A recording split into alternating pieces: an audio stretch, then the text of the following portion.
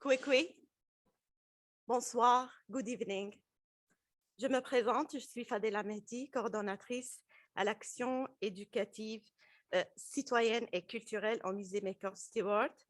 Je vous souhaite la bienvenue à cette soirée, à vous présents ici et à ceux et celles qui nous regardent en ligne via Zoom. So I'm Fadela Mehdi, Coordinator Education, Community Engagement and Cultural Programs in the McCord Stewart Museum. I welcome those who are with us here in the museum and those following us via Zoom.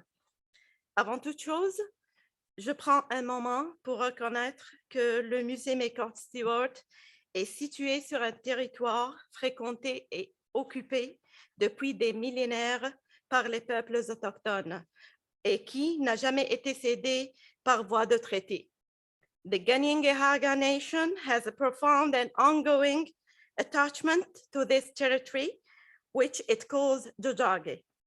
Acknowledging that colonialism has had devastating consequences on First Peoples, the McCord Stewart Museum recognizes its duty to raise awareness and support continued vitality of indigenous cultures. L'exposition Voix autochtones d'aujourd'hui, savoir, trauma et résilience que nous présentons de l'autre côté de ce mur vise à soutenir cette vitalité.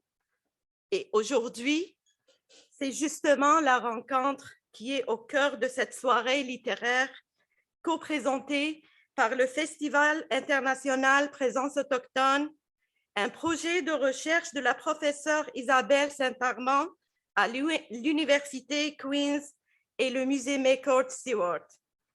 Ainsi, nous avons le privilège de vous présenter une discussion avec l'auteur maori Witi Ihimaera.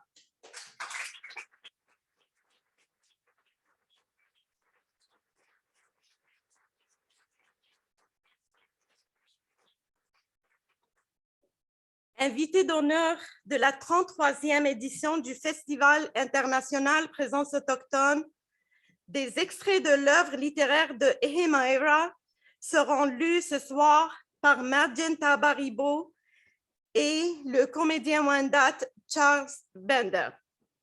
It is a real privilege to be here with you all tonight for this special literary evening with the great Maori author Witi Ihimaera, guest of honor at the 33rd edition of International First Peoples Festival, an evening that is co-presented by International Festival, a project of Dr. Isabelle Saint-Armand at Queen's University and the McCord Stewart Museum. So I take a moment to present our guest in few words. Ihimaera was born in Gisborne, New Zealand. He has the distinction of being the first Maori writer to publish both a book of short stories and a novel. He is of Te Aitanaya Amahaki descent. His novel, The Whale Rider, has become an internationally successful feature film. And Maori Boy, a memoir of childhood, won the General Nonfiction Award of the 2016 Arkham New Zealand Book Awards. Most recently, Ihimaera was honored for his fiction with the 2017 Prime Minister's Award for Literary Achievement. Notre rencontre ce soir, animée par Lino André Dudemaine, directeur artistique du Festival international Présence autochtone.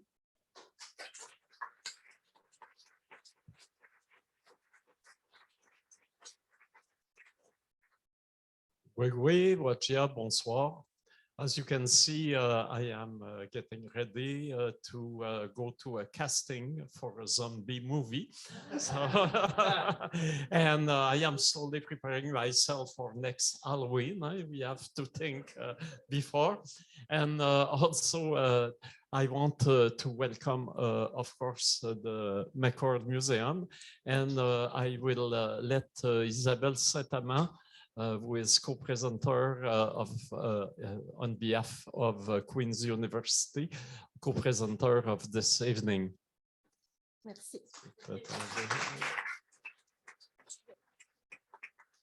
Donc, avant de finir, before I finish, I would like to thank International First Peoples Festival and the Queen's University for all the work in putting tonight's event together. And I thank them for their trust and collaboration with the Michael Stewart Museum. So I lend the floor to Elizabeth. Welcome.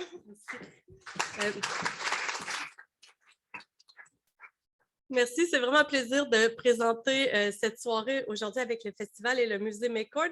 J'aimerais remercier les instances de l'Université Queen's qui nous apportent un soutien vraiment clé pour réaliser, pour accompagner Witi toute la semaine et pour faire des productions écrites liées à la visite de Witi. So I would like to thank very much Queen's University for all the strong and steadfast support they're lending us. So in particular, the Queen's Faculty of Arts and Sciences, Office of Equity, Diversity, Indigeneity, and Inclusion, the Short Connection Project, Revisioning the Americas Through Indigenous Cinema, the Department of French Studies, the Department of English, the Vulnerable Media Lab's Minor Archives of the Americas project, as well as the Department of Languages, Literatures, and Cultures, who are all people who have supported us for this week and for tonight's event. So thank you very much, and I'll lend the floor to André. Thank you.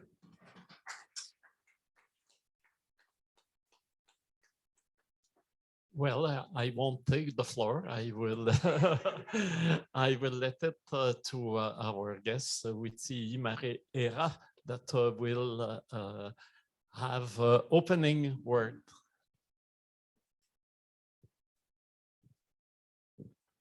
Whakarongo ke au, ki te tangi a te manu nei, a te mā tui, tui a. Tui ai runga, tui ai raro, tui ai roto, tui ai wako. Tui e te here tangata ka rongo te ao. Tui e te kāwai tangata I heke mai, I Hawaii ki nui, Hawaii ki roa, Hawaii ki pāma mao, ki te hono I wairua, ki te pae ao, ki te ao mārana. Listen to the eagles as they soar across my mountains. They are calling us to all unite. Unite in the brotherhood and motherhood and sisterhood of humankind. Unite the sky with the earth. Unite the inside with the outside. Unite the upward with the lowward. Unite all of our genealogies, no matter who we are. Unite them, bring them forward from the dark te pō, te kore, from the very beginning of existence. Bring us all through to today, to this evening, and to this place, Montreal, where my particular ancestors will be laughing their heads off that Witi is here with you tonight. So I come from a place called Rongopai in Waituhi, a very small place. And I was lucky to have many, many grandmothers. And it was my grandmothers who looked after us all, Andre, when all of the men went to either go shearing or scrub cutting or into the city to work and then come back. And so my grandmothers, all of them were my babysitters. And they today sit on my shoulder, whispering in my ear about what I should do. If I don't listen, I get scared that they will bite my head off. So even these many, many years later, Andre, I am constantly listening to those grandmothers pecking at my ear like owls. I also say of my ancestors that they are still scraping my skull out. And by that I mean they are always saying, Witi, go faster, go further, take the Indigenous people, take the Māori people further than we were able to take them when we were on this earth. So all I am doing is a continuation of dreams and of journeys that they themselves long ago embarked on. when they became Pacific peoples coming from Raiatea. In your territory, French Polynesia, they came from French Polynesia down to New Zealand, which in fact is a dilemma because our homeland ancestry is in a Francophone area and we live in a British English area. So unfortunately, there is a huge divide between what we understand contemporaneously of our culture and where our culture comes from within French Polynesia. I have these ancestors, they scrape my skull out like many other Indigenous writers and artists. And I was so grateful for the welcome to this magnificent museum, which upholds all of the ancestries of Canada. We in New Zealand have also that particular requirement, that particular kaupapa, that purpose, that particular tikanga, that particular wero, that ambition to ensure that all of our peoples, Andre, are going forward together, that there is not one race left out. So I have this long line of ancestors stretching all the way to the beginning of time, to whom I am accountable and with whom I have an implicit contract to keep witnessing the Maori story with as much authority and as much authenticity as I can. And that is what drives me in my work. Otherwise, our people say, ka kore e tika e pono to tuku I te kōrero. If I don't do it, those ancestors will come behind me and bite my ass. So I have always said that if you want to know what my heart looks like, you have to look at my meeting house, Rongopai. Much as many of us have houses that we come from, ancestral houses. And I was really interested, Andre, when you said that you were bringing me here into this ancestral house and my body will be hauled over the coals of that ancestral house as an ancestral tradition. So here you see tonight a person who is prepared to be hauled over the coals by Andre in an interview. So every book that I write, every film that I make is really a scan. It's a medical scan of my heart. I'm also of that age, Andre. I've been writing for a long time, since 1972. And so that was 50 years ago, and I was 27 then. And so I'm of that age when it is important for me to pass on what I know to a younger generation. But also, as many of you will know, and this is what Camus said, he said that when we have passed a certain age, the soul of the child we were and the souls of the dead from whom we have sprung come to lavish on us all their riches and spells. So I have been extremely privileged to be invested with all of these riches and spells that I try to put in my work, to make my work evocative and to make it energetic and to make it invigorating and captivating. I don't have all knowledge of Māoridom, but the knowledge I have, I am happy to share with you. When you start thinking of a project, I sometimes think of Douglas Cardinal, your own Inuit architect. Douglas and I were really close friends when I was a younger man. And he explained to me that his elders had told him that when he even thinks an idea into existence, the idea is already, the house that he wants to build is already existing in the future. So when people ask me why it is that I can write so fast, it says, I say, well, the novel that I'm writing about is already existing. All I have to do is join the dots between now and then. And that is why I am able to write so fast. Well, my job, Andre, is very simple: to witness the people in my life. When you go home tonight, will you please do me something? Will you witness somebody who's been important in your life, your mother, your grandmother, your uncle, your aunt, a nephew, a niece. Write about who they are, what they look like, an important memory. Because until we write about them, we might take a photograph of them, but until we write about them, they don't really spring to life imaginatively and emotionally with the love or affection that we hold for all of our whanaunga or relatives. And it might very well be the only piece of work that they will know from you, which expresses how you feel about them. My job is very simple. It is to do just that, to look at all the people in my life and to witness them, to leave a legacy for the future. So I'm into legacy building. I want to leave my grandchildren. I have 3 grandchildren, a gift from Papa Witi. I'm their grandfather. Books full of stories they can base their identity on. Before they set out on their journey, I want them to know their stars. As we say in Māoridom, me mātou ki te petu, I mua I te kōkiri o te haere. Before you set out on a journey, be sure you know the stars by which to navigate, and then paddle your waka.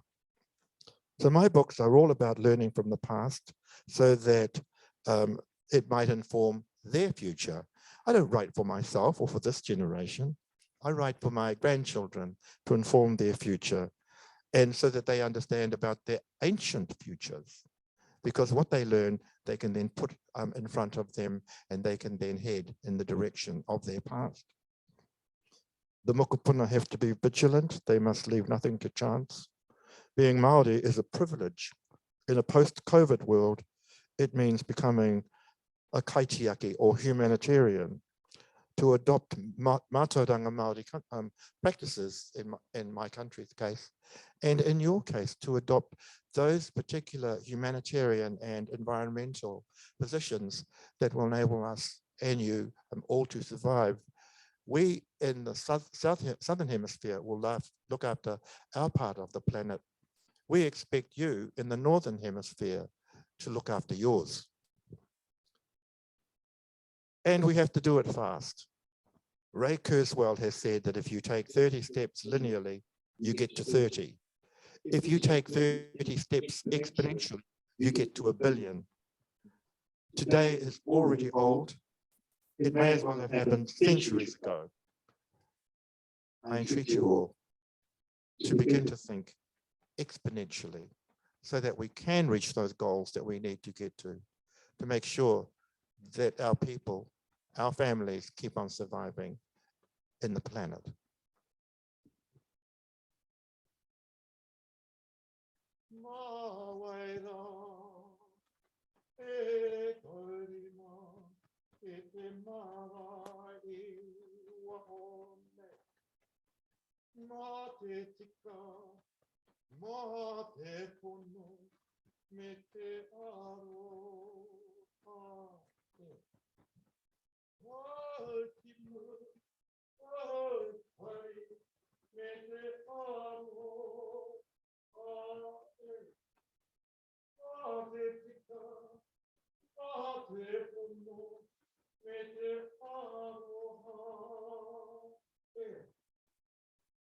Who will look after the future if we do not? We must look after grandchildren. Forget about ourselves and make sure they have. This is what the grandmothers. What's the grandmother?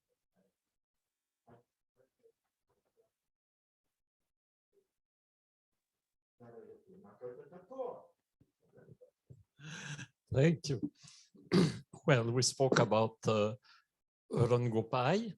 So there is a famous, well, in the famous book, Dream Swimmer, there is, in many books, actually, there is a portrait of Rongopai. Magenta will read the one I have chosen.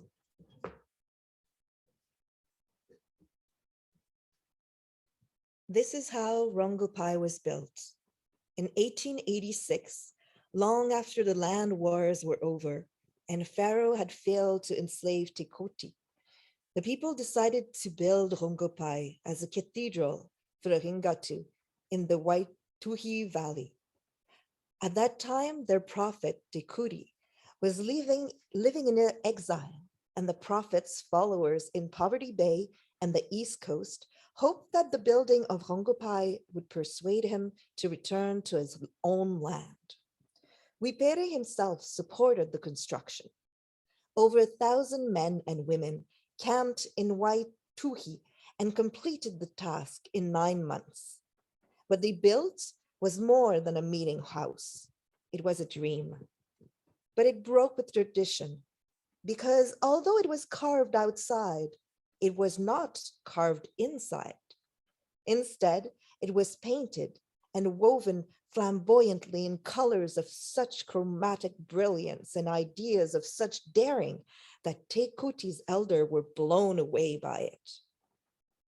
The artists had painted a Sistine Chapel for the Maori. On the walls, they dreamed the dream of a brave new world that had emerged out of the land wars. They painted a new Eden, a Maori world which, heretically, included Pakea men and Pakea symbols within it. Together, the paintings and weavings were like pages from a Maori book of revelations. But this was an optimistic view of the future, a view of beginnings, not of endings. It was a vision of paradise. Adam and Eve were newly born in this world, but it was also a world of Maori gods, of the natural and supernatural, of monsters and mermaids living with the ancestors of Waituhi. Men and women wore traditional flax cloaks, but the artists of Rongopai had added extra adornments like topcoats and bustles. The blazing hope of the paintings was that the Maori world would remain supreme and that the Pakea would be incorporated into the dream. Thus, on one panel, the fabulous tree of life, depicted as a Maori tree, flowered from one huge Victorian vase. On another panel, human figures had been painted in traditional style, but with blue eyes and short hair parted in the European way.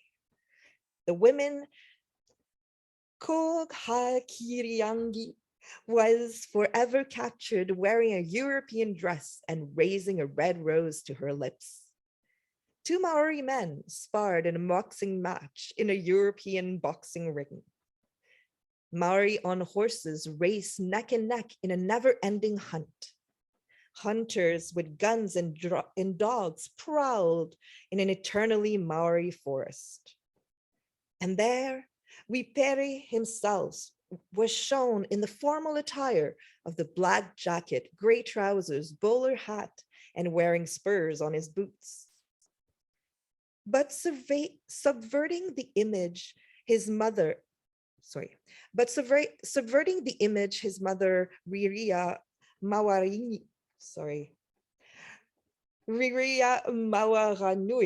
was shown perched on his shoulder, representing the great role that the past must continue to have in the future if the future is to remain Maori. These were images of synthesis, but alas, the Pakea did not dream the same dream. They were shatterers of dreams, realists and realtors. They were not believers in the double helix, the spiral of Maori and Pakea and creative tension. They believed only in collision. What did Te Kuti think of Rongopai? Nobody knows, because he never visited the house. He was stopped on his triumphant processional back to Gisborne by an official who told him that his return would revive hostility against him for the Mataiwero massacres. Elders placed a tapu on the house, a prohibition of tremendous power. Right up to the 1960s, there were still many Maori who believed that if you entered Rongopai, you would die. A version of the story tells that 2 tapu were placed upon the house, one by Ringatu from Tua and the other by local Ringatu. One has been removed Some say the other is still in place. Oh, utai nā mahi. Oh, utai nā mahi. Oh, utai nā mai ngā iwi o te motu ki runga waikato eto. Hiki no kue, hiki rangi e. Hiki no kue, hiki rangi e. Ia ha ha. How wonderful to come all the way to Canada to hear for the very first time something read to me from a book from 1986.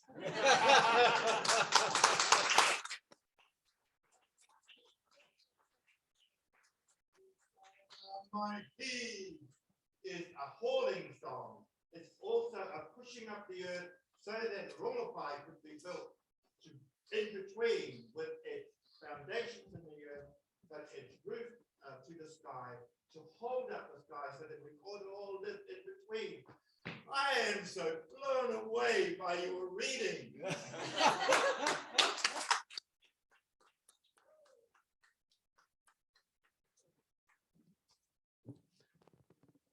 Oh, yeah.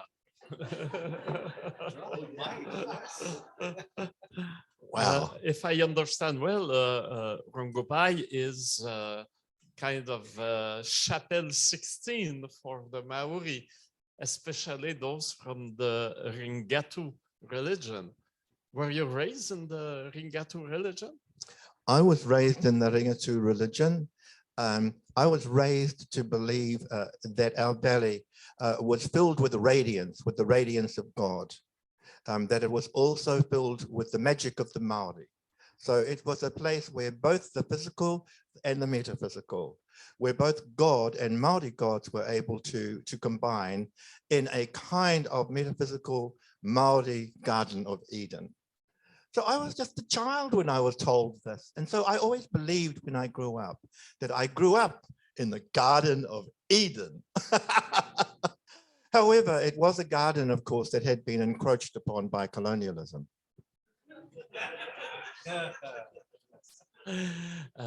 They speak there is a taboo on Rongopai. Is there? There was a tapu on Rongopai, which was because in those days, Māori had these extremely strong laws about what you could do and where you could go and how you could perform. And because you had to be a very special Māori person, like a prophet or a priest, to be able to go into it, common people and children just weren't allowed to be in there.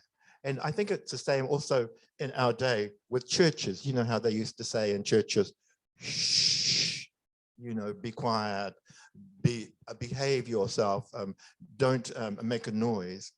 We took that same manner of respect into our particular tapu or sacred Māori places.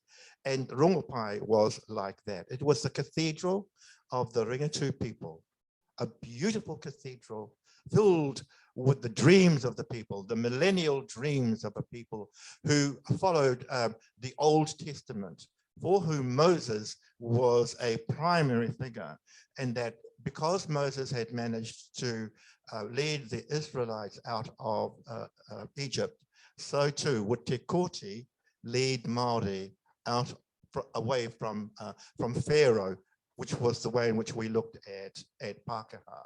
So they would always say, be careful of the Pākehā Pharaoh. He is like unto the biblical Pharaoh who prevented the Israelites from their trying to endeavor to find their way to sweet Beulah land. And now, you know, the interesting thing is that my great-great-grandfather, he was called the honey gatherer. And my surname, Ihimaera, is a transliteration of Ishmael. So all my life, I have always thought that there is this particular religious, anyway, conjunction between myself and the Arab nation. Of course, that put me into real problems, you know, when I think of the situation in Palestine today. So we live in a world that is so problematic, and somehow or another, we have to solve those problems.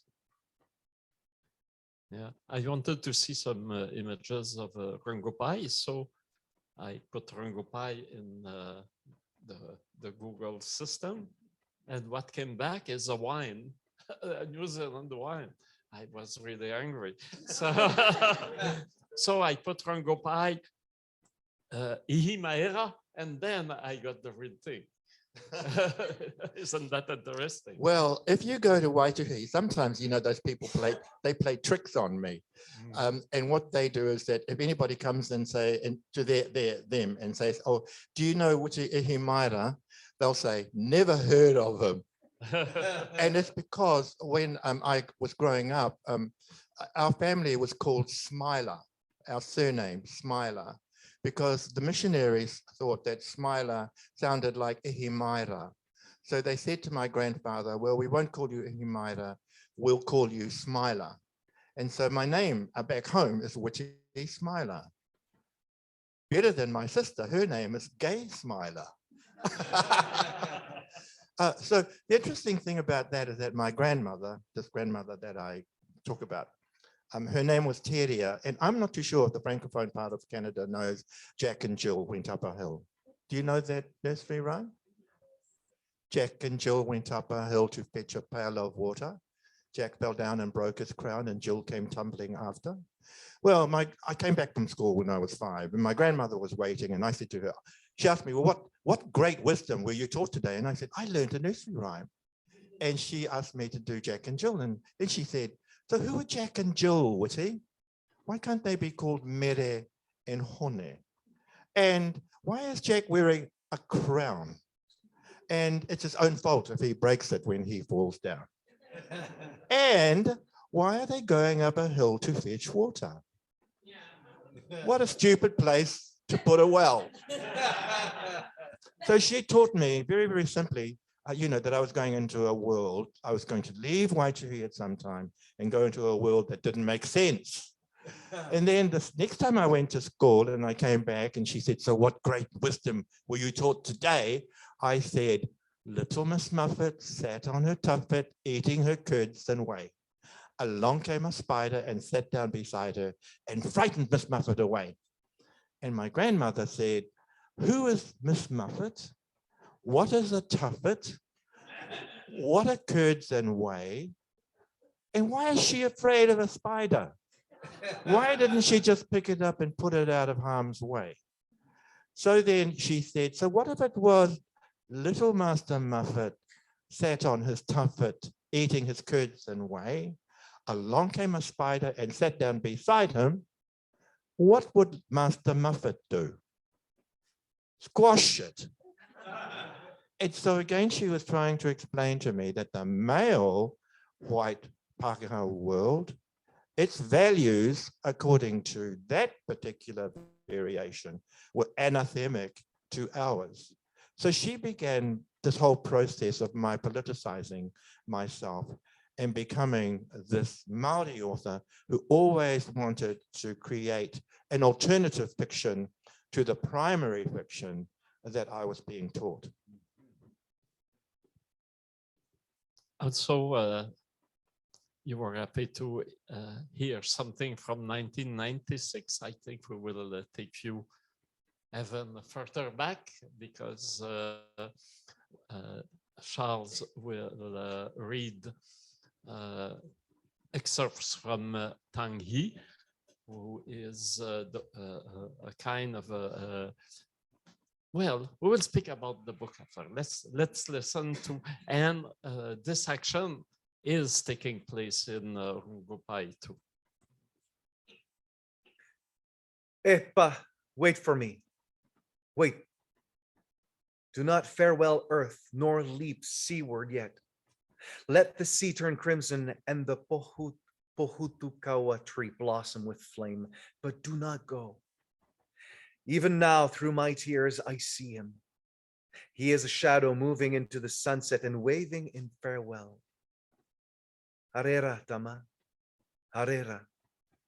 I can only watch helpless as he walks slowly away. Epa, no. The sky of flame and father gradually disappearing. Suddenly the flames enfold him like the petals of a crimson flower closing. If anything should happen to me, you must look after the family, Tama. Yes, Dad. You must come home. Your mother will need you. Your brother and sisters will need you too. Dad, I will remember. You are the eldest son. The eldest always looks after the younger ones of the family. I understand that. I was taught that when I was a child. I teach you the same thing now. Never forget. Epa, I will never forget. Good boy, son. You make me proud. I will be your son, Epa. I will make you proud, Epa. Arera, Epa. Arere, ra. Kapua becomes calm. He stands up. I'll come to the gate, he says. We go down the walkway following the other Gisborne passengers. We stand at the gate, watching them leaning into the wind, walking quickly across the tarmac to the plane. Well, Enohora, cousin, I say. We shake hands. I'll come up soon as I can, Kapua tells me. Probably tomorrow. Arere ratama. I walk away. Hey, he yells. He runs up to me and digs into his pockets. You got enough money? Enough. Here, you have this. No, Kapua, you might need it. Keep your money. No, you take it. Nothing wrong with it. I give it to you. It's yours. For the old man. He thrusts the money into my hand and breaks away. Hey, Kapua! But he's gone. My eyes prick with tears. And suddenly the world is aglow with the sunset. The clouds seep with flame. There is a lull in the wind. The flames spread higher through the clouds as if they were the branches of a burning tree. At Teringa, at the northernmost point of Aotearoa, there is a Pohutukawa tree, which grows on a promontory jutting into the sea. The promontory is called Rerengawairua. Dad, he will be there soon, for all Maori dead make their last journey to take place and wait for the surf to set. He will descend Akakiterainga, the root of the underworld, to a rocky platform on the edge of the sea. And suddenly a deep hole will appear, fringed with floating seaweed. The way across the sea, a shadow will leap. The waves will flow in. The seaweed will sweep over the hole. The platform where he was standing will be empty. Perhaps Dad is already there. The tree already drips gold from the sun, and the blossoms catch fire. The sea burns, and Dad is looking back for me from a high summit at Teringa.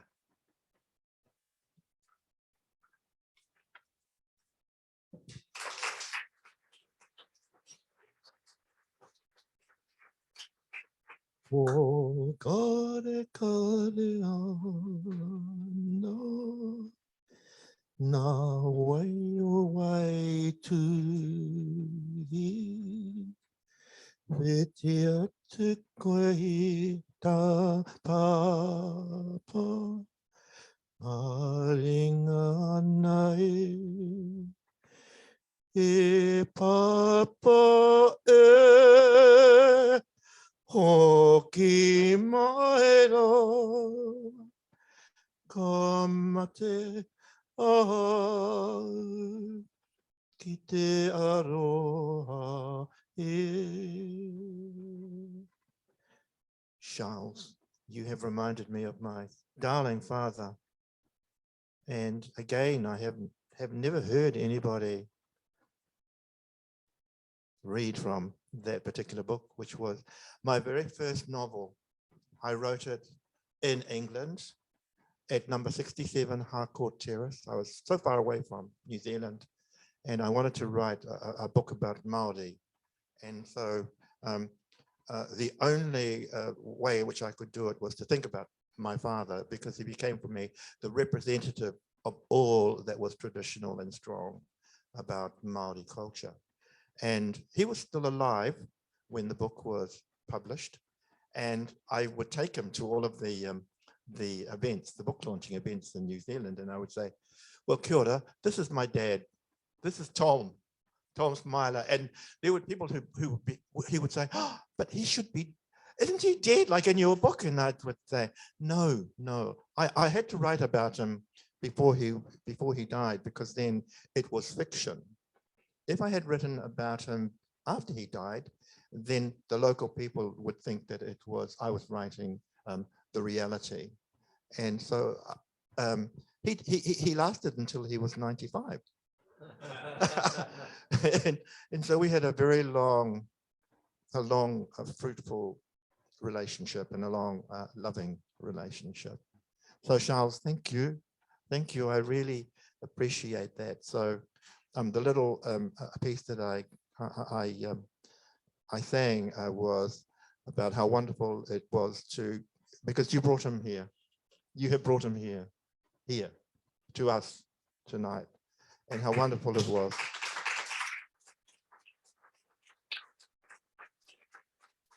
You gave me the opportunity to say hello to him again, and how much I loved him.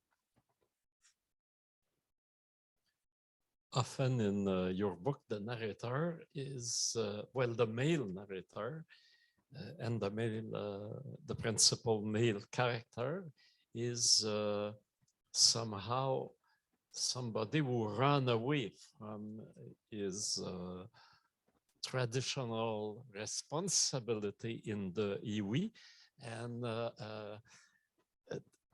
this create, it is the case in Tanguy and other book, difficult relation with the parents, and especially the father.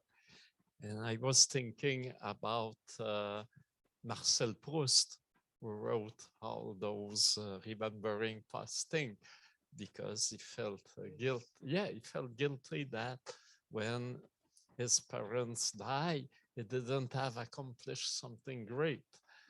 And we know about Franz Kafka, obviously, which were so I think it's very particular.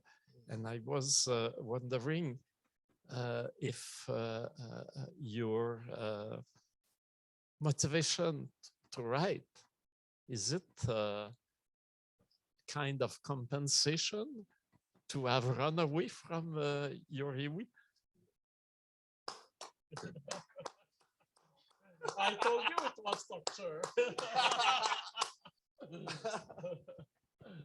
Oh, all my life I've been running away. All my life I have been. I mentioned to Machi that sometimes I wonder whether or not my writing is conforming to the dictates of fiction quite by accident, or else whether or not I am writing it to relate to the reality. I ran away for many, many reasons, and in the end I was forgiven, because in Māoridom we have this proverb which says that it's the job of every generation to break the calabash. And by that they mean it is the job of the next generation to recreate the old generation in new ways, to break the old calabash and take up the new calabash. The most difficult thing was leaving the valley and leaving my grandmothers. I really did want them always to be in my life. But in many ways, they were the ones who also pushed not only myself, but others out. My grandmother would say to, I used to think that I was the only one that she said, Witi, when you grow up, become a lawyer, use the law to fight the law, use the Pākehā law to fight against the Pākehā law. And then when I met up with my cousins, they were always saying, oh, she told us that too. You were the only one who listened. But instead of becoming a lawyer, I became that lesser thing, a writer. But I've always often thought to her, I'm so sorry, Gran, that I didn't fulfill your ambition in that way. I like all of us, we had to grow beyond our parents.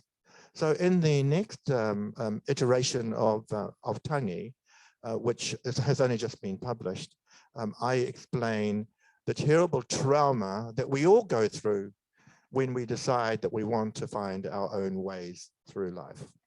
And as you say, writing and doing their work outside the valley was my compensation. Yes, I'll agree with you on that.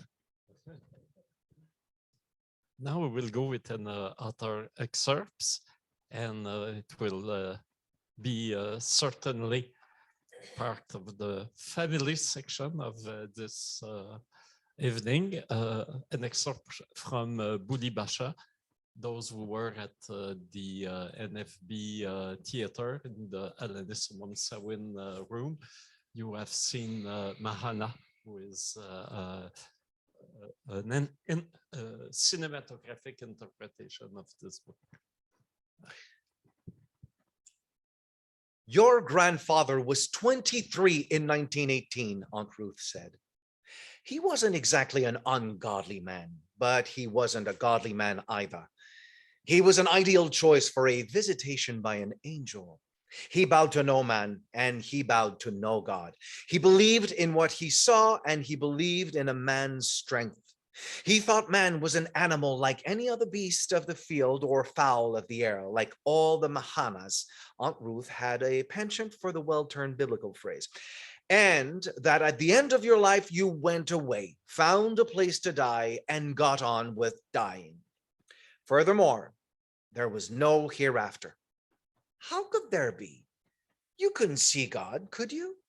Therefore, God could not exist. You couldn't see an afterlife, could you? Therefore, that did not exist either. Yes, a man's own strength, that's what your grandfather believed in. Aunt Ruth pointed through the door of the kitchen into the drawing room. She motioned to one of the photographs of grandfather, the one hanging next to the oval photo of grandmother, Ramona, in 1914. In it was the evidence above any other that grandfather was exactly how his reputation has captured him. Tamihana Mahana, wrestling champion, Gisborne District, 1914-1920, undefeated. Standing with feet apart, grandfather balances on the balls of his toes, head tucked into shoulders, arms outstretched. He had the art, even then, of appearing twice as large as he was.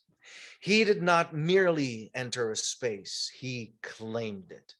Territorial, he expanded his arms and decreed, "This is mine." If he saw something he wanted, he took it. He was a Samson of a man.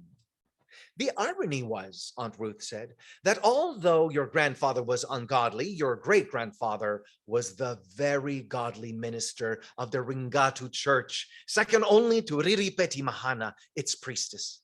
When they saw that a Samson had been born into their midst, Katika, they agreed he would help to lead the people out of bondage to the Pakeha and into the land of milk and honey known as Canaan. But if only he could believe in God, oh, he was a trial to them. All through the war, your great-grandfather and Riripeti waited for him to take up the jaw of an ass and smite the Philistine Pakeha. But he just didn't seem interested in anything else except sport, women, and why women? Glory asked. Never you mind, Aunt Ruth answered. By the time the war ended, they had almost lost hope that your grandfather would bring the temple of Dagon down upon the Pakeha. So when that angel came, they took it as a good sign. At last, God would let Tamahina see him through one of his angels. Then your grandfather would turn to the paths of righteousness and help to fulfill the Ringatu destiny. So it was that on a summer day in 1918, Tamihana Mahana was behind the plow in the maize fields when the angel visited him.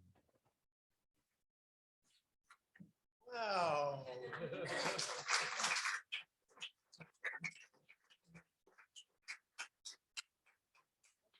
Any other Maori here? Any New Zealanders? Well, oh, kia ora. Do you know Kamate? Been a long time. think, why don't you come down here?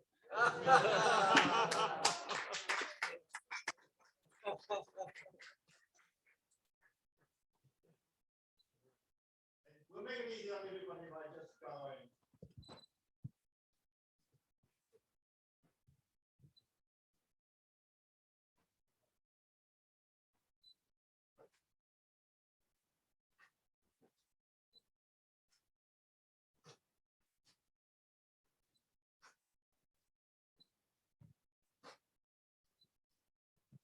Kamate, kamate, kara, kara, kamate, kamate, kara, kara. Tenete tangata pupuru huru.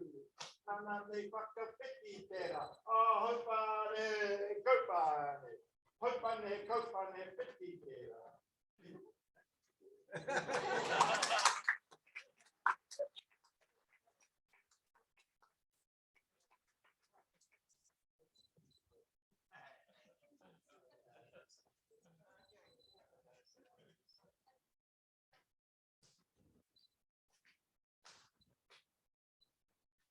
Kamate, kamate, kara, kara. Kamate, kamate, kara. Tenete tangata pupuru huru. Tanate whakawhiti tera. Hopane, kopane. Hopane, whiti tera.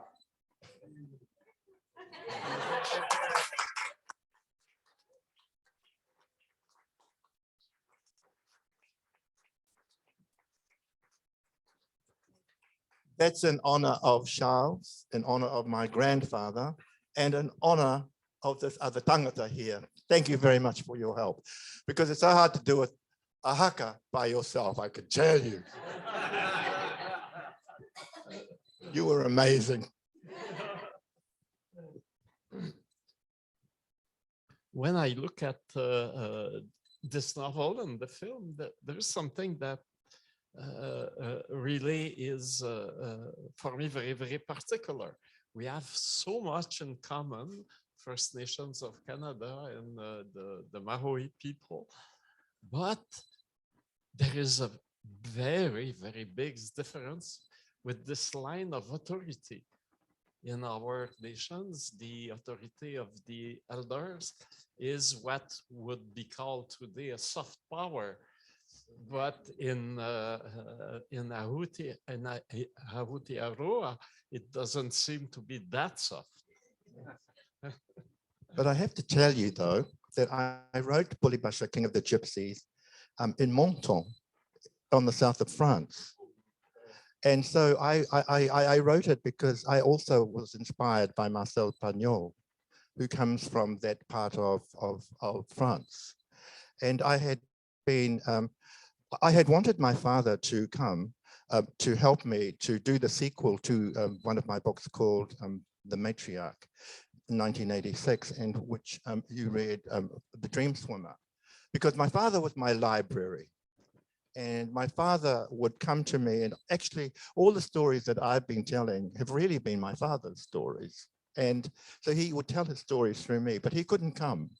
And so in the end, I decided, well, because he's not here, I'll have to really, do this book by myself. So I chose to do Bulibasha, King of the Gypsies, because I saw these gypsies on my way from Menton to Caen for a small visit. But it is the most French of all of my work. And if you do read the book, you'll see in the back of the book that I pay my tribute to that glorious, glorious coast, and that there were days when I thought that I could swim to Africa.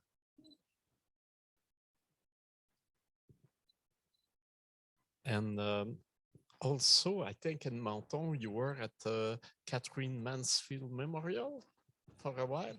Yes, I was the Catherine Mansfield Fellow. And so I sometimes think that in my work, what I am trying to do is to create a Māori family to correspond to her European family that she writes about in her New Zealand literature. Hers was the Burnell family or the Sheridan family of short stories like The Garden Party or like The Doll's House. And mine was. And you wrote your own version of The Garden Party. I did. I decided that I would make this intersection on Catherine Mansfield. So I wrote a book called Dear Miss Mansfield, and in it I rewrote some of her stories from a Maori point of view or from the perspective of a lower class point of view, because her novels, she came from a commercial, middle class, upper class New Zealand family. And so, for instance, in The Garden Party, I recreated a garden party from the point of view of these two children who look through the bushes at this beautiful garden party going on with all of these beautiful gilded people there. And then all of a sudden, they are called back home to see to their little cottage, and their father has died.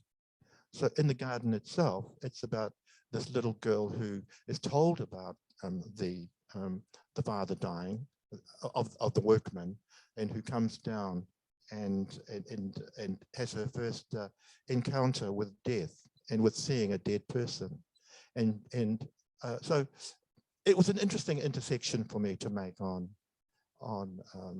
Catherine Mansfield. But in those days, the criticisms that I got were like this. This is a terrible thing for an Indigenous Maori writer to do to a dead white woman. Yes, and that is absolute truth. This is how badly the book was received, except here in Canada.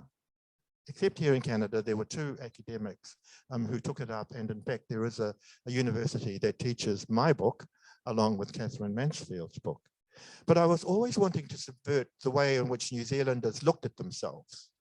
So for me, it was important for me to continue to place the Māori story alongside the Pākehā story, so that we would both have the opportunity to have a wider range of experiences before us. And I reckon that my hard case shearers from Bullybusher, King of the Gypsies, must be laughing their heads off to be involved in New Zealand literature at its highest level.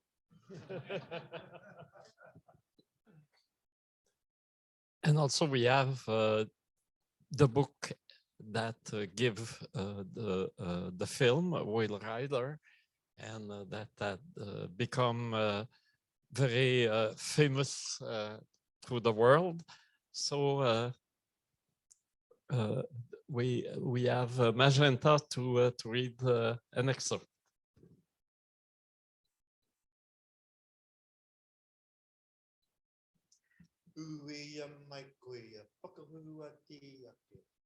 Ko wai te whare nei e, ko te kane, ko wai te teko teko, kei runga, ko pai ke a, ko pai ke. The sun rose and set, rose and set. Then one day, at its noon apex, the first sighting was made. A spume on the horizon, a dark shape rising from the greenstone depths of the ocean. Awesome, Leviathan, breaching through the surface and hurling itself skyward before falling seaward again.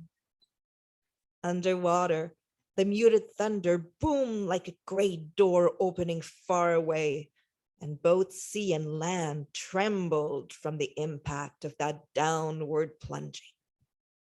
Suddenly, the sea was filled with awesome singing, a song with eternity in it, a song to the land. You have called and I have come, bearing the gift of the gods. The dark shape rising, rising again, a whale, gigantic, a sea monster. Just as it burst through the sea, a flying fish leaping high in its ecstasy saw water and air streaming like thunderous foam from that noble beast, and knew, yes, the time had come. For the sacred sign was on the monster, a swirling tattoo imprinted on the forehead. Then the flying fish saw that astride the head, as it broke skyward, was a man. He was wondrous to look upon, the whale rider. The water streamed away from him, and he opened his mouth to gasp in the cold air. His eyes were shining with splendor, his body dazzled with diamond spray. Upon the beast, he looked like a small tattooed figurine, dark brown, glistening and erect. He seemed with all his strength to be pulling the whale into the sky. Rising, rising, and the man felt the power of the whale as it propelled itself from the sea. He saw far off the land long sought and now found, and he began to fling small spears seaward and landward on his magnificent journey towards the land. Some of the spears in mid-flight turned into pigeons, which flew into the forests. Others, on landing in the sea, changed into eels. And the song in the sea drenched the air with ageless music, and land and sea opened themselves to him, the gift long awaited for, Tangata, man. With great gladness and thanksgiving, the man cried out to the land, Karangamai, Karangamai, Karangamai, call me. But there was one spear, so it is told, the last, that when the whale rider tried to throw it, refused to leave his hand. Try as he might, the spear would not fly. So the whale rider uttered a prayer over the wooden spear, saying, let this spear be planted in the years to come, for there are sufficient spear already implanted. Let this be the one to flower when the people are troubled and it is most needed. And the spear then leaped from his hand with gladness and soared through the sky. It flew across 1,000 years. When it hit the earth, it did not change, but waited for another 150 years to pass until it was needed. The flukes of the whale stroked majestically at the sky.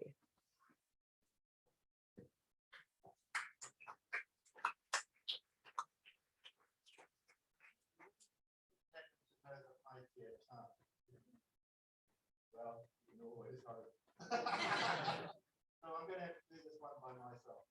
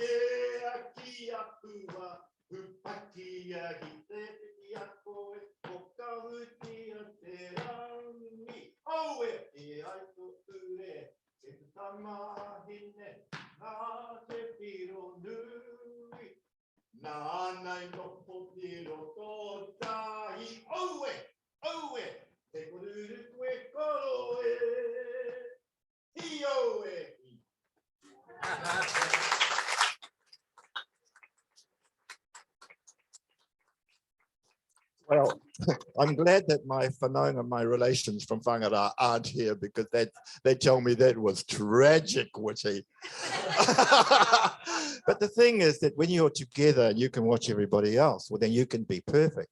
When you're by yourself, you know, because sometimes I don't know everything, and sometimes I need to know what they're doing so that I can follow.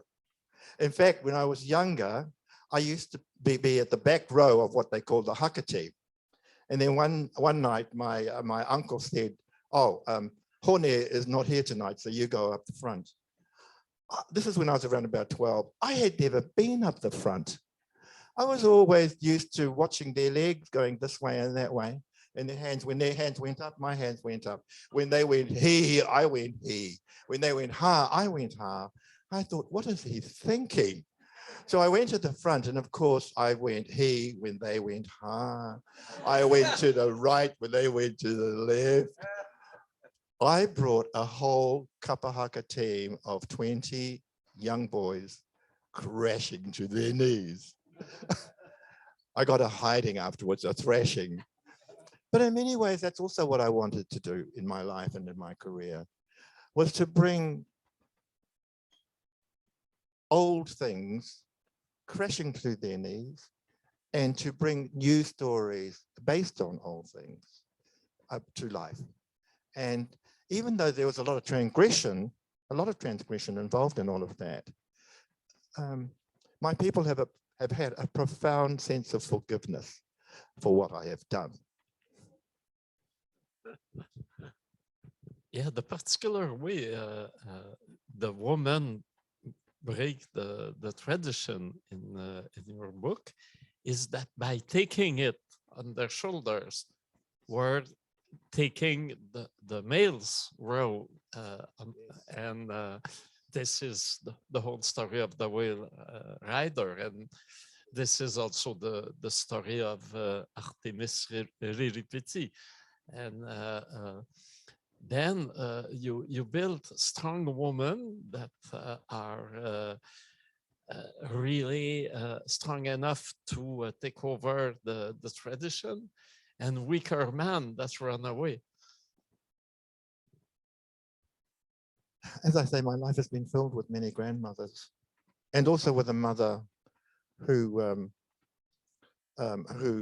brought up a family of 8 of us. One died, and I was the eldest, who always brought us up to be stronger, because she herself had suffered from patriarchy. And so patriarchy was not a condition that only Māori women had to fight through. I think all women had to fight through the sense that they didn't have equality, they didn't have equity, and they didn't have justice. But in our case, in my case, the patriarchy of Māori was very punitive. And so when I said earlier that often my work is a wero, or challenge to my own culture, as well as to Pākehā culture, I really meant it.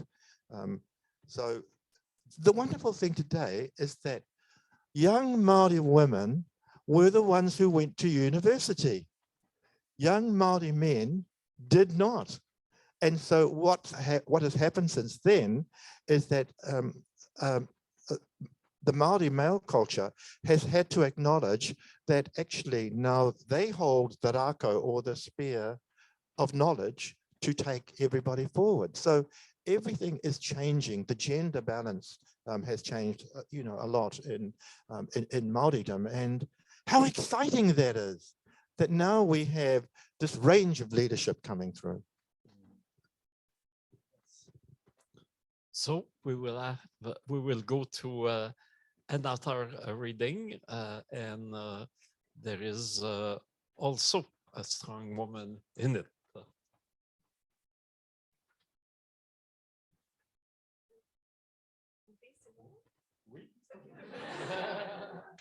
Je pense que c'est... Non, c'est pas toi la femme forte. Je pense que c'est... C'est pas moi la femme forte? Non, Charles, je pense que c'est un extrait que Charles doit lire. Si on parle de patriarcat, là. Ah ouais, on va y arriver. C'est celui avec l'océan? Oui, Ok, exactement. Numéro 5. Numéro 5. Something was out there. Something, somewhere, something. Then the policeman arrived a second time, bearing a government letter. And was it Tama's imagination, or had Uncle Pani picked up his rifle and ordered the policeman away? After that, Nani and Uncle seemed to grow older and darker before Tama's eyes, and he realized how vulnerable and how unprotected they were against the ills of the world. In this mood of disquiet, with the edges of the world crumbling away, Tama found himself returning again and again to the sanctuary of the reef. He wanted to know, but know what? And just as he tried to memorize the landscape, he did the same with the reef. In his own helpless, schoolboyish way, he would measure out the distances between one prominent feature and the next. 6 spaces to the pool with the sea urchins, 5 strokes across to the next with the baby octopus, as if it were all going to disappear. He would watch the ocean and wish the pet shark to appear, as if such a supernatural event would stop what was happening and make it all right again. He read desperation in the normally routine prayers that Nanny and Uncle intone morning and evening. When they started to leave the children for long periods, traveling from Maire to Mare throughout the coast, Tama wanted to know why. And then, when Maori kinsmen began to gather with greater frequency at the where, debating and shouting through the stomach of the night, he wanted to join them. But his uncle would say, "Don't you worry, Moko. This is for your nanny and me to sort out." Yes, it might all have been just his imagination, like the morning just before dawn when he felt the compulsion to visit the reef. He was running along the beach and there was so much earth and so much sky that he could have fallen into it all. Suddenly, he heard a sound, a seagull calling. He looked out to sea. He had to shade his eyes because the sun was rising. There, framed in that golden aureole of light, bobbing on that blood-red sea, Tama thought he saw the rowboat. Nani Puti and Uncle Pani were in it. Nani was standing in the boat dressed in black, and she was singing a Maori lament. It sounded like a farewell song to someone as sad as Snow White's dying. The next day, more kinsmen arrived. From then on, they began to stay. The solstice came to an end.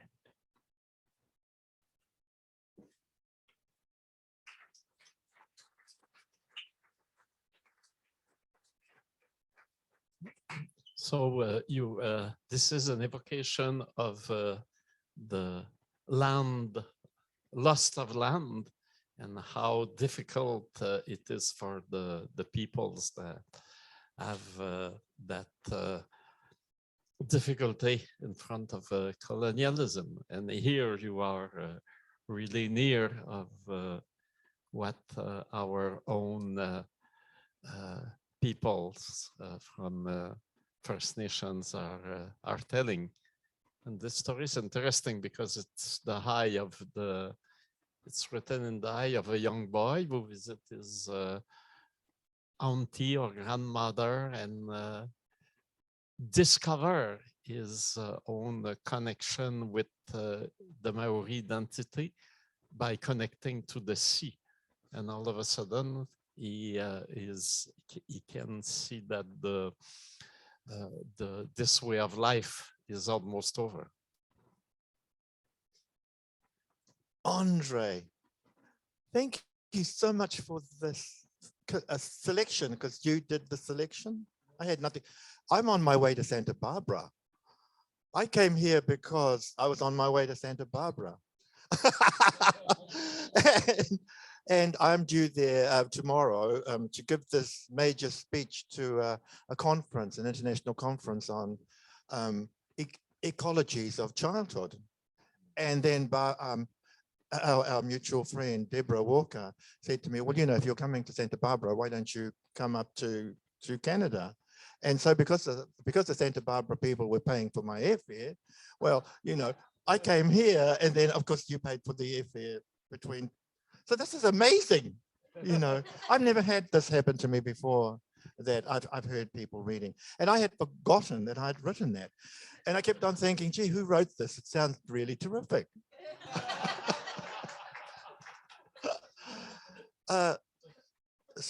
You know, my work began to, just as I left childhood, my work as an adult began to change and began to darken, began to be seen through a lens darkly.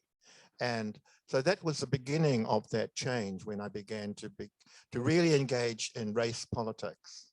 And so people in New Zealand, some of them love my work because it allows them in. Some of them say, you know, it's too harsh and too hard. for them. But it has been a learning experience for me too. You know, I mean, I always want to reflect what I see in life around me, just as we have actually managed to grow.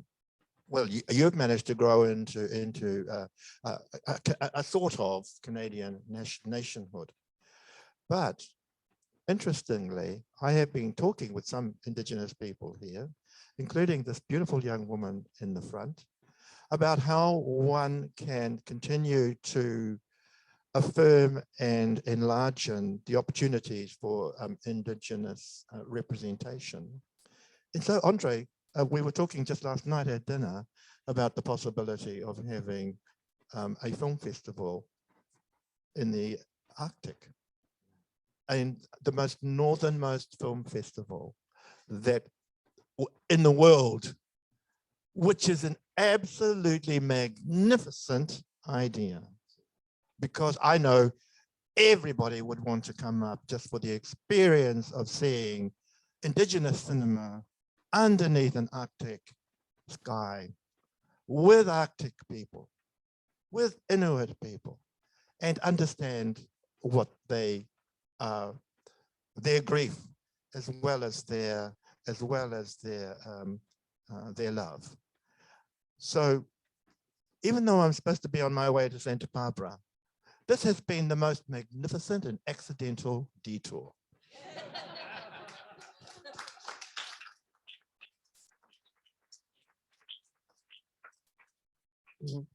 But you are somehow dodging the question.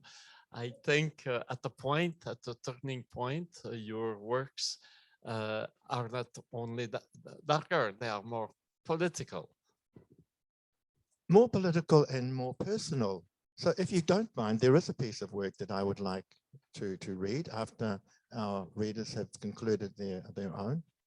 So why don't we just keep on going with the program, and then I'll read this piece. Okay, the response at the end. Or maybe I should read it now. Maybe I should read it now. But I have written two memoirs. Okay. One memoir called, what was it called? Maori Boy. And then the next one was called Native Son. And I have still to write the third one, which I'm going to call Indigenous Envoy. And so there is a progression between being a Maori boy, the sweet Maori boy who grew up in Waitangi, to this native son who became this national writer and who was becoming more aware of life outside that valley that his grandmother sent him. And then the next one will, of course, be about being an envoy for the Maori people and understanding, that there is a life as a humanitarian and as a kaitiaki that I need to involve myself with. And in fact, I became a diplomat for 16 years in an attempt to try to find my way as a Maori within the diplomatic world until my children said to me, "Daddy, please come home." And so I was in Washington, DC at the time, and I went in to see the boss and I said, "I'm leaving." And he said, "Well, I'm really sorry," because I'd been there for 3 years in Washington, DC, working for the New Zealand embassy. And then he said, "Well, really sad to hear that." So, and then I said, "And I'm leaving tomorrow," because the call of my grandchildren was so important. So these books cover so many different aspects of that. But also, I was raped when I was 12. So the book itself also looks at the impact of childhood rape by an uncle of mine. And of course, when you're a young male, you don't tell anybody. You'll staunch, everything. But the rebound nature of that kept on recurring through my life. I tried to commit suicide. I tried to always, I had problems with sexuality. I didn't really admit any of this publicly to anybody until 3 years ago when I was 76. And I regret having taken so long to admit it. and to ask, and so in the book that Native Son, in the book, what it is a tremendous book of sorrow to this young, glorious boy of 12, to say to him, please forgive me for not acknowledging you. You gave up fighting, didn't you, Witi? A car was your weapon, but you didn't drive it into a tree. Dad had conveniently installed a new roller door on the carport.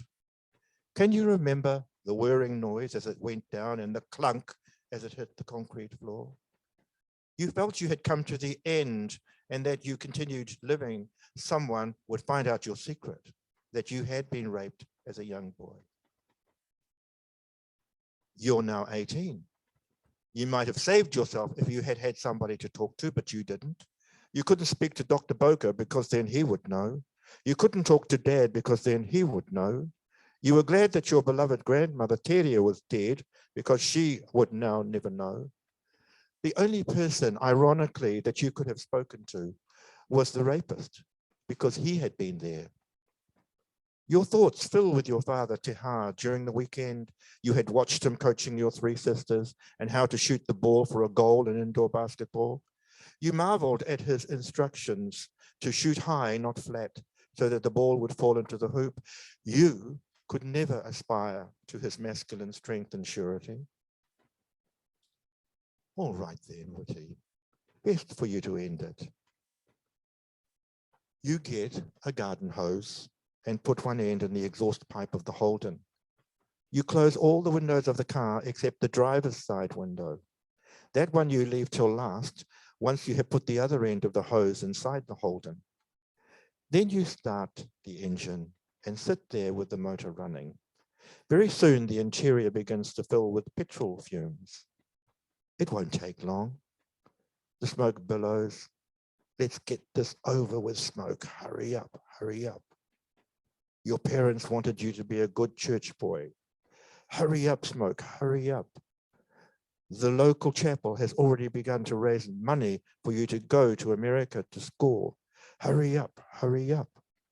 Your grandfather wants to arrange a marriage for you to a nice girl from the Tuhoi tribe. Hurry up, smoke. Your teacher, Mr. Grono, has high hopes for you. You are a boy of whom others have great expectations, but you are not that boy. You are this boy. You can't fulfill their dreams. You've always been weak. You should have tried harder to stop them. You've an absolute and utter failure as a young masculine man. Could you be gay? Could you? Just before losing consciousness, you remember your mother.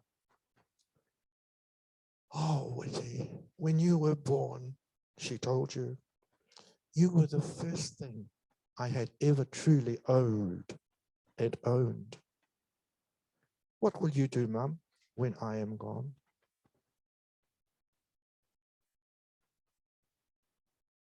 E parira natai ki te ao. You thought this would be easy, a lovely slipping off into sleep. It's not like that. Don't let anybody tell you that suicide by asphyxiation is a good way to die. Your body goes into paroxysms, your mouth fills with bile, you are retching, but you are by degrees losing consciousness. There, Witi, let it happen. Don't fight it. There, boy.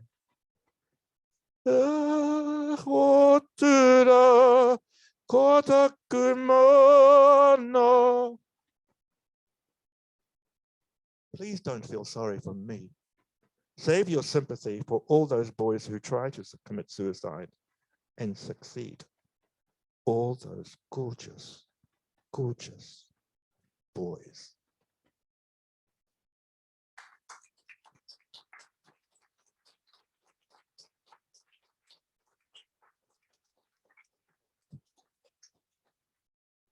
We are really privileged to have those words and those pages written by Maori, and This is completely inédit. Right? This is something we are the first to hear. So thank you very much. That's really a tremendous and big gift you are doing to us.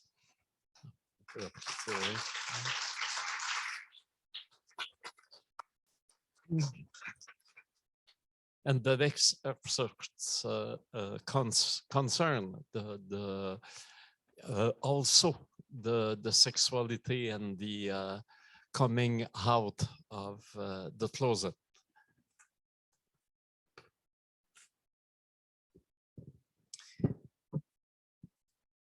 Then passed Mark, the new boy, giving me a high five as I passed through to the dressing room, out of my jeans, into the shower, and quickly through the door to the steam room and its welcoming warmth and wetness. Stained red, the steam eddies and swirls away from the door. Through the steam, I recognize the bald one and Wet Dream walking. A dude is kneeling in front of Wet Dream walking, his hands on both Wet Dream walking's knees, his head lifting and falling in the slow, silent choreography of sex. Size Queen and Once a Beauty match their hand strokes to the dude's motions. Two other people are in the room. One, a succulent stranger. The other must be Snake Charmer, but I cannot see his eyes glowing in the steam. Then I hear him. Oh, Christ. Oh, God. I take the high bench and listen to the sighs as they are sucked out of Wet Dream walking. The succulent stranger looks at me. His gaze is enough to tell me he is interested. Suddenly, he gets up and walks out the door. For a brief moment, his profile is wreathed in steam, showing a jutting cock. Time to go after him. Out in the shower room, the succulent stranger looks as if he has been standing there since the beginning of time, waiting. Turn on the shower. Look the succulent stranger over. It would be great to have the wattage lowered, but that would defeat the purposes of the shower room. The brightness is not only to expose the strength or beauty or ugliness or the commonplace among the jocks who might be showering with you. It is not just to allow you to check out whether the guy who has come on to you is all that he looked like he was in the steam room. No, not only that. The light also enables you to check for the telltale marks, blotches, purple stains, paper skin. It gives time for your second sense to consider whether a sex partner's purple traceries of veins are to do with the steam or with something infinitely more insidious, something hatching inside. Even the healthy may have it. The shower room is second chance land. Here you can surrender to your decision to take or give sex. Or you can smile and step back with a slow, sad, lingering caress of the potential partner's thigh. Listen, not tonight.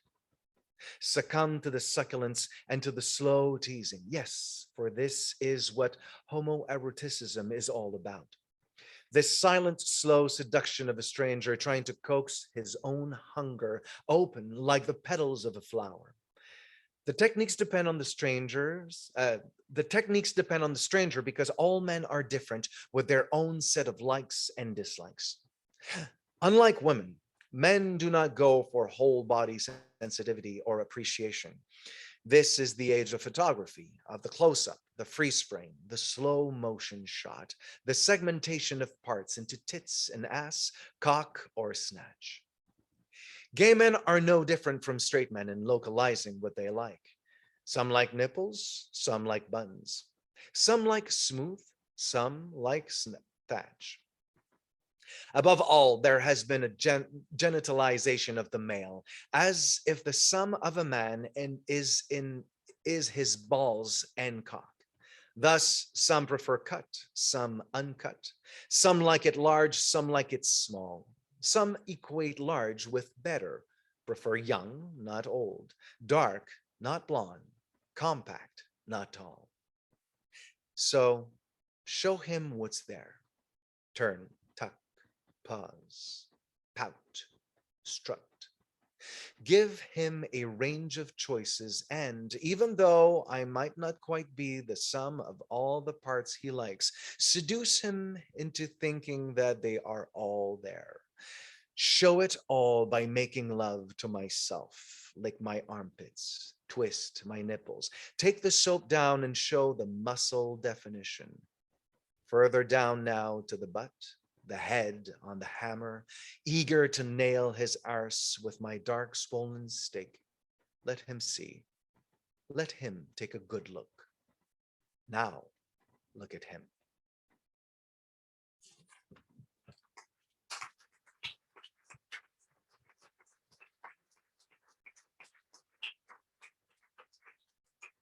I wrote that book in 1994, I think. 1994. And then my publishers believed that it would destroy my career. In fact, there were a lot of times when people have felt, you've destroyed your career with this work or that work.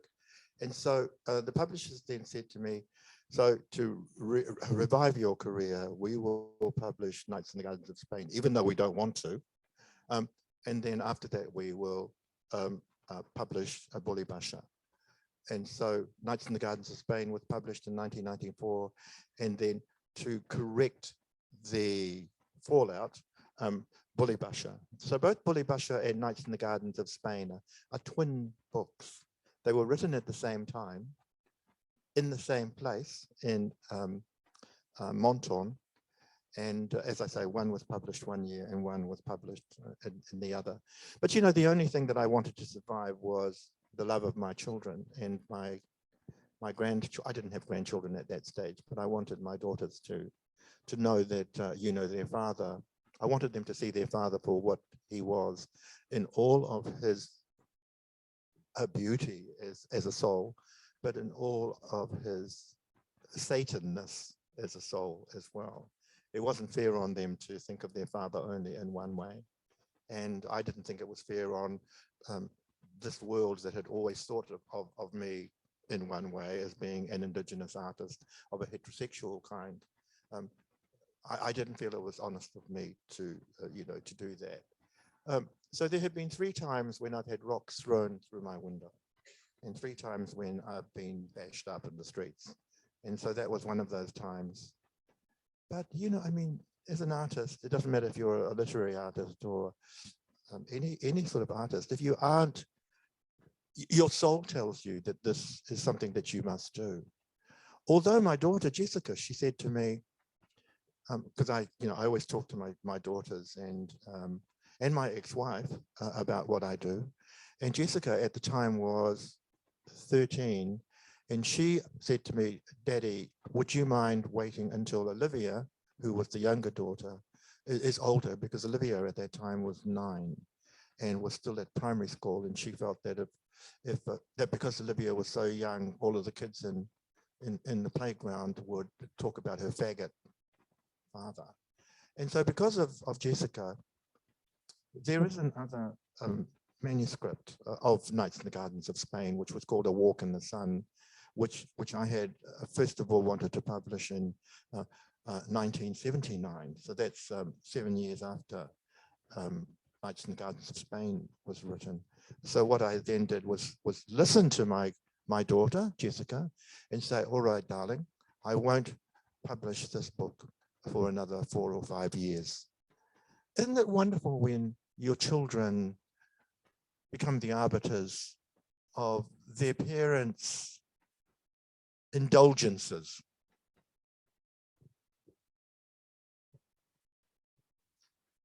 In this book also, there is the characters have a specific name, Succulent Stranger. There is the noble savage too. And at a point in the book, the noble savage say, if you something like, if you ask me to choose between gay or between Maori, I will choose to be Maori. Well, in New Zealand, there were the percentage of Māori and Pacifica men who were gay or bisexual was 10%. Māori themselves were 10% of the population. Both were attempting to find some space in New Zealand. So for me to write about gay people was not too much of a change, not too different of a change from writing about any minority.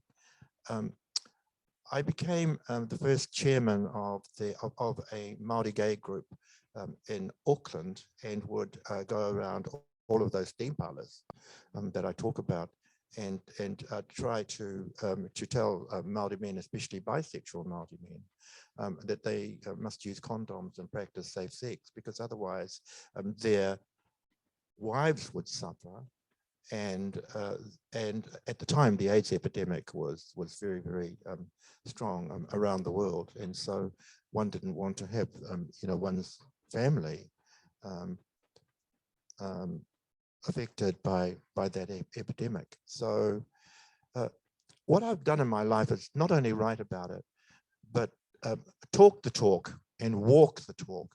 And so what I'm doing here on these trips is walking the walk and talking the talk, not just being a writer who is just writing the work, but also taking it out and taking up these positions. Like I've been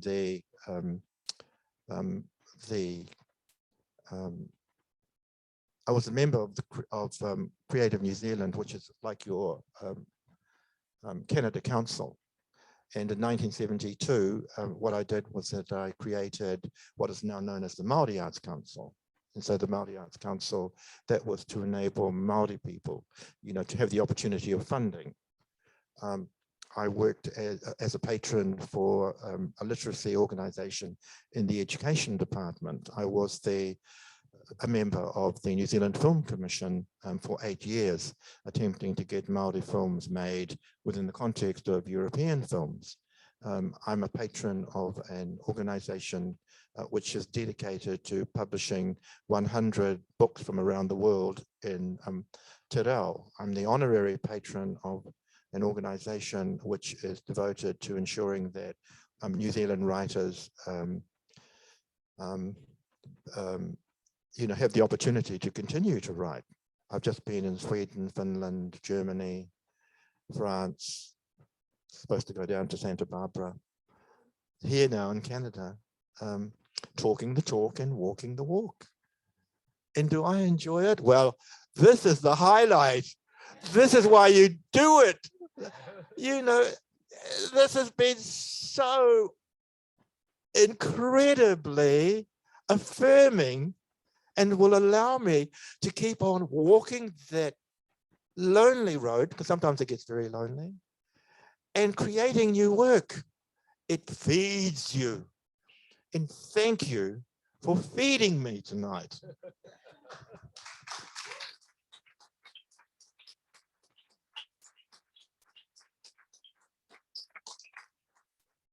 And now, watch out.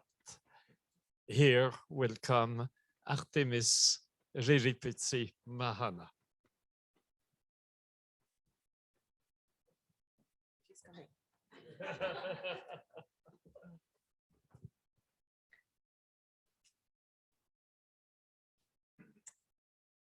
You will wait your turn, Timori roared, the lash of the spider's fury. With a cry, Riripeti whipped her walking stick in blinding circles around her head. From the four corners of the meeting house, hundreds of spiders reappeared, spinning silver filaments, ready to fall upon the assembly. Don't you talk to us about waiting, Riripeti said. There was a pitiless quality in her voice, and the child looked through her veils and saw again the face of the spider. We have been waiting for over 100 years for justice, and we will have it. Riripeti swayed, made another motion with her walking stick, and the spiders retreated. Then she whirled on the Wari Runanga, taking everyone up in her passion. She advanced on the prime minister. The Pakea is devious. And who is the god who inspires him? It is Satan. The elders of the Pai Pai erupted in anger at this insult to their honored guest, but Riripeti held her ground. She looked so glorious, the light flickering over her as if she was on fire. From the very beginning, the Pahika has listened only to Satan rather than to God. It was the Pakeha who, in the Garden of Eden, was seduced by the serpent. It was the Pakeha who persuaded Eve to eat of the forbidden fruit. It was the Pakeha who caused the angel Gabriel to stand at Eden's gate, bearing our return to paradise. It was the Pakeha who brought the Hara, the sin, into the world. The Pakeha have always been destroyer. He is under the image of the serpent who strikes out, not caring who is in his path. Sometimes he strikes out as his own. Sometimes he strikes out at the beasts of burden and the fowls in the air. Wherever he moves, he destroys all living things. The whole living world is in rebellion against what he has done. This is why I myself carry the kaupapa of Artemis, she who is the universal mother, mistress of all elements, primordial child of time, sovereign of all things spiritual, queen of the dead, queen also of the immortals, the single manifestation of all gods and goddesses that are. Oh, the Pakeha is the warrior killer. The ancient texts tell us of the battles he fought with himself in Assyria, in the lands ruled by the winged bull before Babylon fell.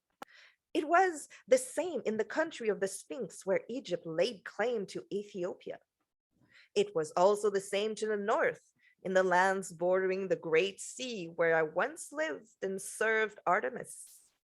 There he was constantly at war with Sparta, Corinth, Troy, Illyria, the island of the winged lion. Under the guise of the Roman, he enslaved all the Western world until his empire collapsed, feeding on itself as a snake does when it has nothing to attack. It swallows its own tail. The pearls in Riripeti's hair began to change color. The lustrous pallor of the pearls seemed to become drenched with blood. The Pakeha's record is second to none as destroyer, liar, killer, assassin. He is the plague that came over Egypt. He is the punitive storm that destroys the home of the bejeweled spider. He is the locust who eats the grain before it can be cropped. He is like the snake who strikes for the love of striking. His diamond head should be beaten with stones to death.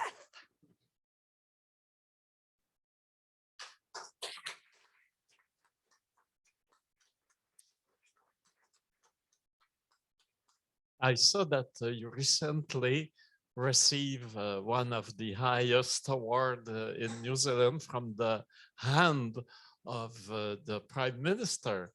And I was wondering, did Artemis came back with her strong manna in your dream to scold you? Well, what is interesting is that, oh God, I mean, this means I have to talk about myself. I was offered a knighthood, but I decided to reject it. The reason why I rejected it was that I couldn't all I could think of was all of my ancestors turning in their graves that I would receive a knighthood from the very people that had killed them. And so while I don't mind anybody else, among Maori to receive a knighthood, I myself could not do that.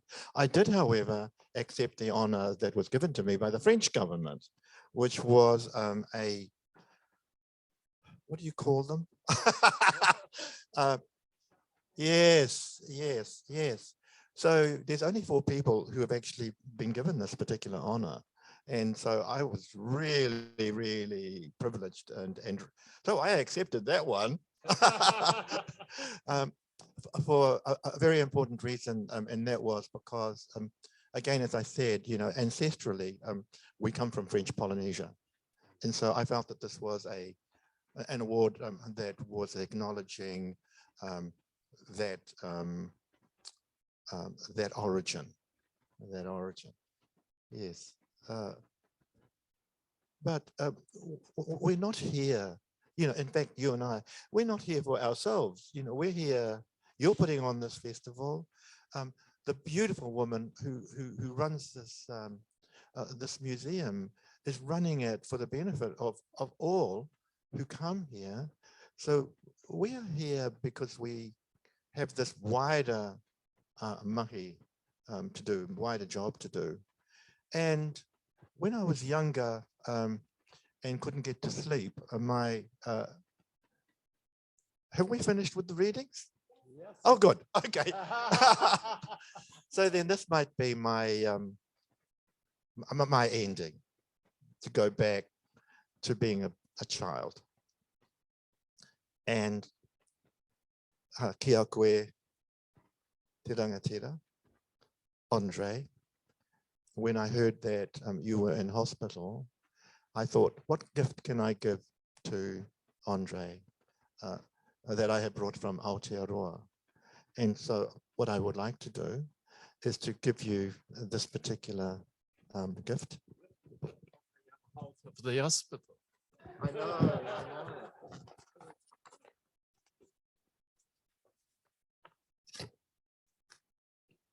Well, maybe you can go back into the hospital.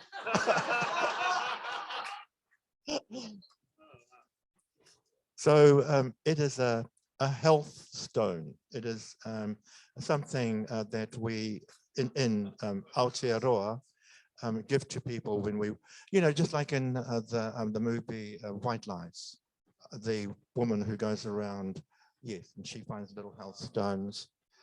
And so this is a health stone for you. You're already healthy, but it would be, maybe I can say it's from the medicine woman to you. Kia koutou, nau mai, ka nui te honore ko ho mai, kia mātou ki te koutou, e noho nei, nā reira koutou, rātou, tātou, a tēnā tātou katoa. So when I was a young boy, and I couldn't go to sleep at night because I had fearful dreams about what the world was going to do to me when I was going to walk into it. And I didn't want to leave the bosom of my grandmother. She would sing me a lullaby. Pōpō e tangi ana tama ki te kaimana. Waiho me te kiake ki te paua haukai. Hei ama e te pakake ki utara. Hei waiu mō tama. Kia homai e tōtu puna e uanuku. Ki te kumara. Ko pari nui tērā. Ka hiki mata te tapu ai o Tangaroa. Ka whai mata te tapu ai o Tangaroa, Tangaroa. Ka ruru, ka noho uru, ka noho yangangana, puta mai ke waho nei ki te waho. Until I fell asleep. And what it was a long chant, and she would have to keep on singing it for maybe half an hour until I did fall asleep. And all it was like an umbilical an umbilical story that told about where I came from, who I belonged to, where I was now, and where the old people wanted me to be. And here I am in Canada. Nā reira, pōpō e tangi ana ki te kaimana, waiho me te ki ake ki te paua haukai. Hei ama he te pakake kui utara, hei waiu mō tamaki a homai, e tō tupuna e ua nuku e tama.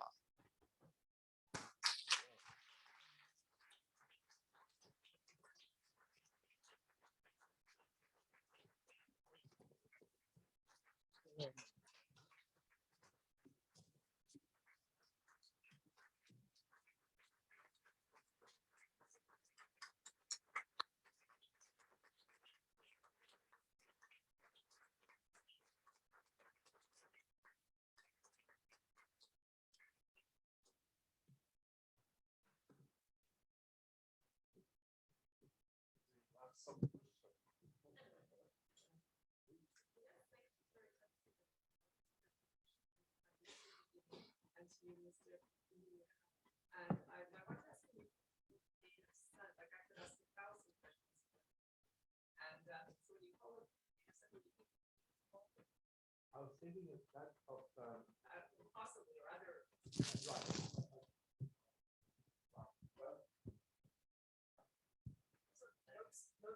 Certainly James Baldwin. Both of them have been really inspirational to that American writing tradition. And Witi, please take the microphone.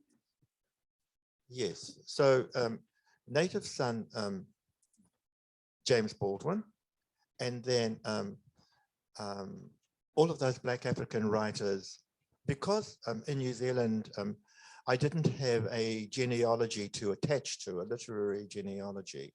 I used them for the political umbilical of my work, so the Black American writers. So definitely also James Baldwin.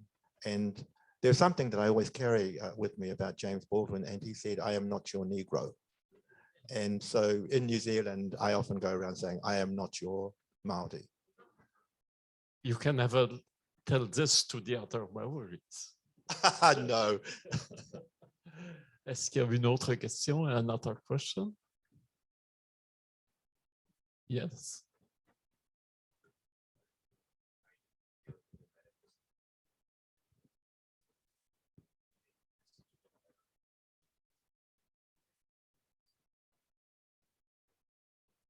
I would just wonder if you think the perspective that it is. I read a lot of romanticism. It's amazing the things they're talking about, but we talk about our stuff now, it's not as respected, at least in my age. It doesn't seem like it's in the common conversation. What do you think about that?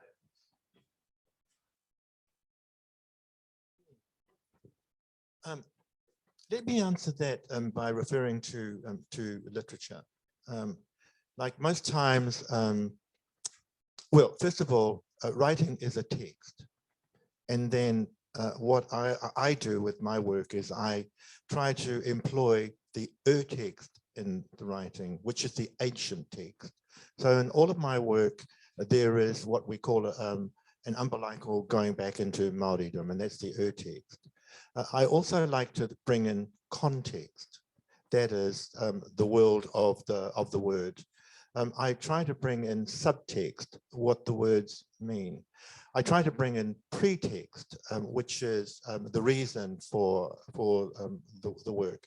All of this is in terms of trying to get a resonance going.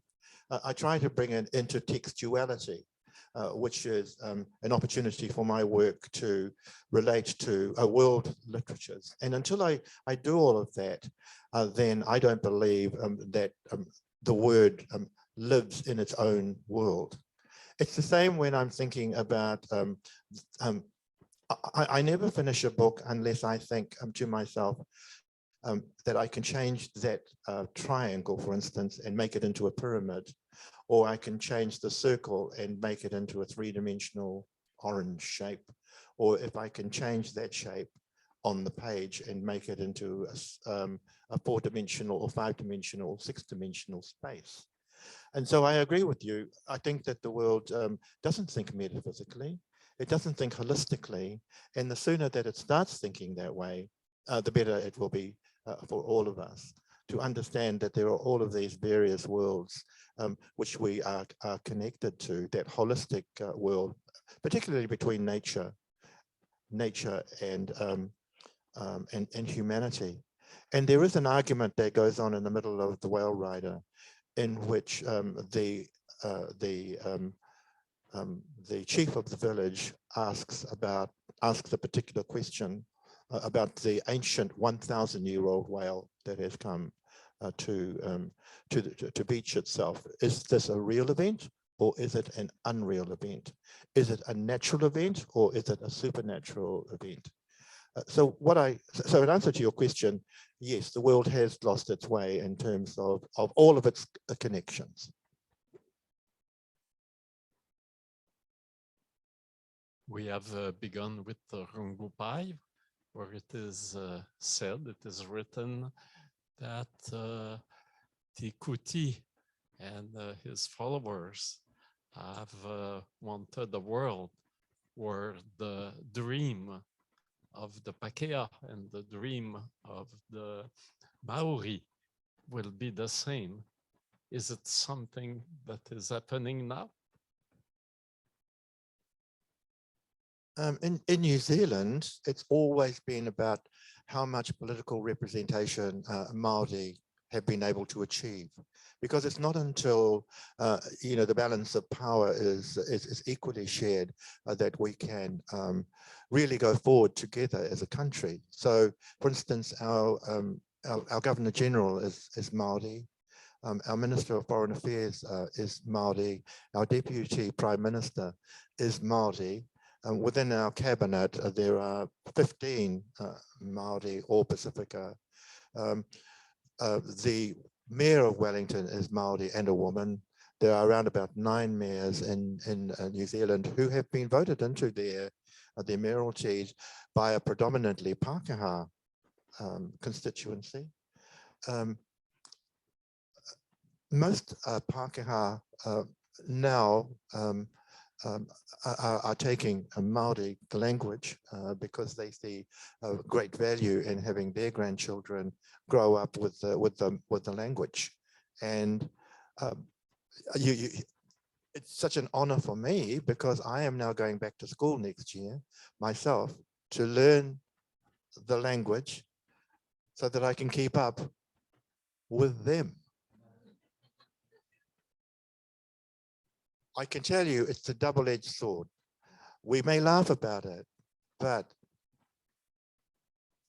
we actually, and we can share, but there are things about Māori culture that we hold sacred.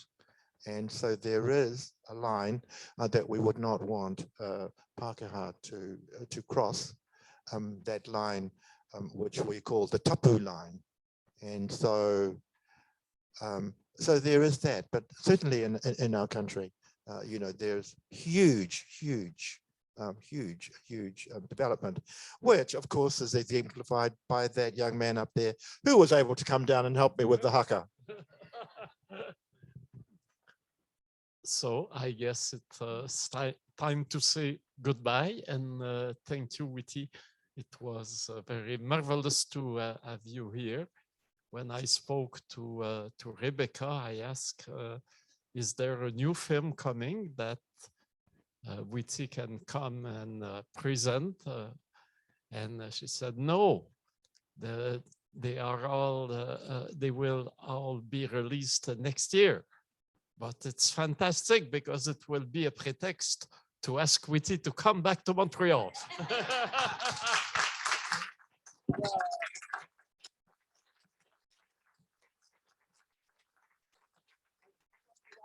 Young man, if he knows now it's the hour. You know now it's the hour? Oh. might know this song. So it's a farewell song, finale, but I'll sing it in English. Now is the hour for me to say goodbye. Soon I'll be flying far across the sea. When I am gone, oh, please remember me. When I return, I hope I'll find you waiting here. Oh,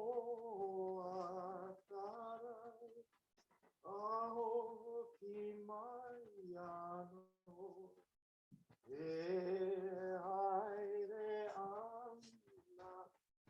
Witi